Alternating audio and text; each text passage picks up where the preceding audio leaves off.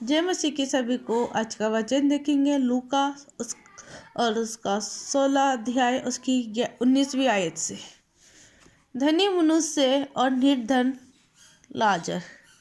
एक धनवान मनुष्य था जो वेचनीय कपड़े और मलमल पहनता और प्रतिदिन शुभ विलास और धूमधाम के साथ रहता। लाजर नामक एक कंगाल घाव से भरा हुआ उसकी डेवड़ी पे छोड़ दिया जाता और वे चाहता था कि धनवान की मेज पे की जूठन से अपना पेट भरे, यहाँ तक कि कुत्ते भी आकर उसकी घाव को चाटते थे। ऐसा हुआ कि वह कंगाल मर गया और स्वर्गदूतों से लेकर अब्राहम की गोद में पहुंचाया।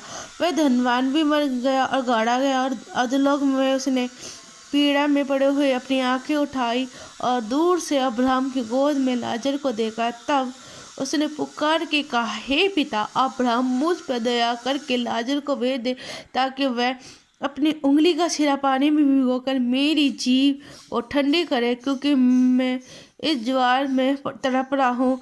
परंतु अब्राहम ने कहा, हे पुत्र, संपर्क कर कि तूने अपने जीवन में अच्छी वस्तु ले चुका है और वैसे ही लाजर बुरी वस्तु, परंतु अब वह यहाँ शांति पा रहा है और तू तड़प रहा है।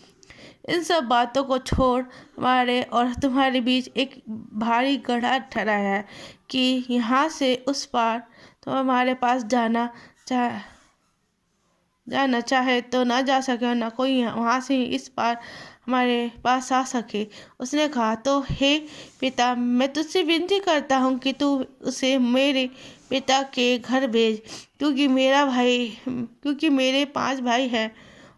वह उनके सामने इन बातों का गवाही दे, ऐसा ना हो कि वे भी इस पीड़ा की जगह में आए। अब्राहम ने कहा, उनके पास तो मूसा और व्यवस्थाओं की पुस्तक है,